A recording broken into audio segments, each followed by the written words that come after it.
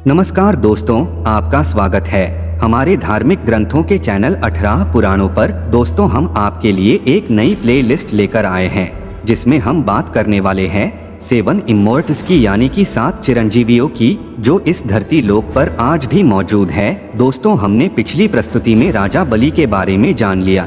अब हम हमारे अगले सुपर हीरो की ओर चलते हैं जिनका नाम है कृपाचार्य। दोस्तों, अगर आपने भी महाभारत की कहानियों सुनी है या महाभारत टेलीविजन पर देखा है तो आपने कृपाचार्य का नाम तो अवश्य सुना होगा। गुरु कृपाचार्य कौरवों और पांडवों के गुरु थे, जिन्हें कृपा के नाम से भी जाना जाता है।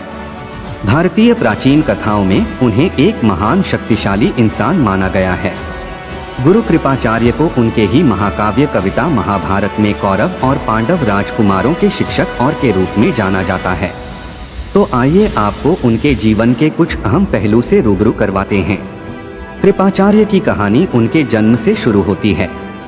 वो महान ऋषि महर्षि गौतम शरद्वान के बेटे थे। गुरु कृपाचार्य की कलाएं बचपन से ही शुरू हो गई थी। गुरु कृपाचार्य अनोखी क्षमताओं के साथ पैदा हुए थे। वो धनुर्विद्या, तलवारबाजी और जादू टोना, तंत्र मंत्र या यूं कहें कि वैदिक मंत्र के साथ साथ कई विद्याओं में निपुण थे और उन्हें इन सारी कलाओं का स्वामी माना जाता था। एक साधारण से नवयुवक के रूप में उन्होंने सर्वप्रथम हस्तिनापुर के सम्राट शांतनु का ध्यान अपनी ओर आकर्षित किया, जिसमें वह सफल रहे। राजा शांतनु ने उनकी क्षमता को पहचाना और उन्हें अपने ही राजमहल में रखा और बड़ा किया। उनकी बहन का नाम कृपि था और कृपि को भी शांतनु ने अपने ही राजमहल में पाला पोसा और बड़ा किया। गुरु कृपाचार्य को महाभारत में अश्वत्थामा के मामा के रूप में भी जाना जाता है, क्योंकि कृपा का विवाह आगे चलकर महाराज शांतनु ने द्रोणाचार्य से करवाया था।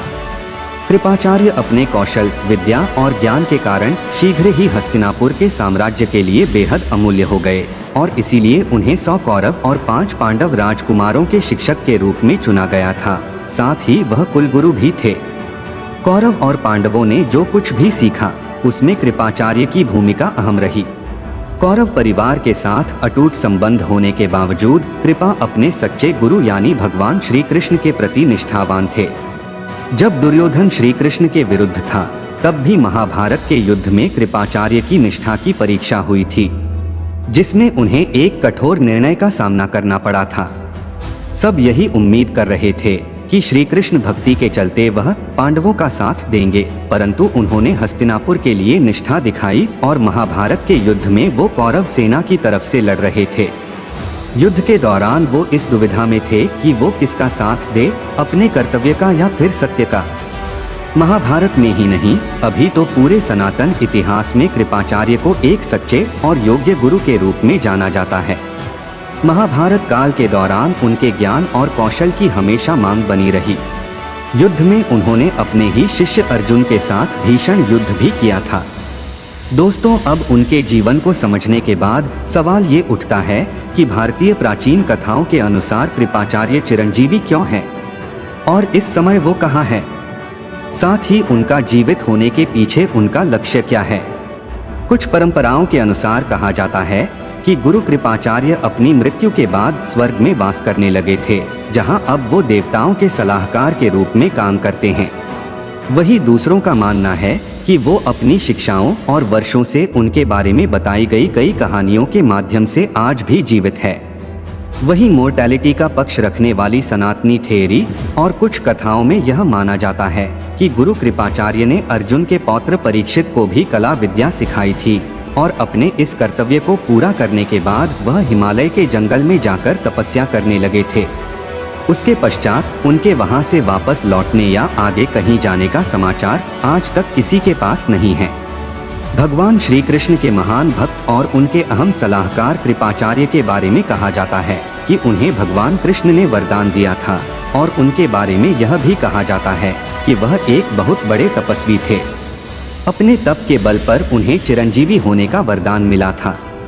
कुछ धर्म ग्रंथों का मानना है कि वो कौरवों के साथ खड़े अवश्य रहें, परंतु उन्होंने कभी भी पांडवों के साथ अन्याय नहीं किया। उनकी इस भावना को देखते हुए श्री कृष्ण ने उन्हें चिरंजीवी होने का वरदान दिया था। अब वो कहाँ हैं? इस बात को लेकर ज्यादा जानकारी तो नहीं मिलती। लेकिन कहा जाता है कि सभी चिरंजीवियों के साथ वो भी हिमालय की ही किसी पवित्र पहाड़ी पर अपनी तपस्या में लगे हुए हैं, ताकि जब आवश्यकता हो तो वे वापस आ सके, और उनकी भी आवश्यकता भगवान कल्कि के काल में ही पड़ने वाली है, क्योंकि वे भी भगवान कल्कि के गुरु बनकर उन्हें युद्ध नीति चक्रव्यूह की शिक्षा देंगे। गुरु कृपाचार्य के बाद अब बात करते हैं एक महर्षि की, जिन्हें हम मार्कंडेय के नाम से जानते हैं। तो दोस्तों, आज के लिए बस इतना ही। मिलते हैं अगली प्रस्तुति में।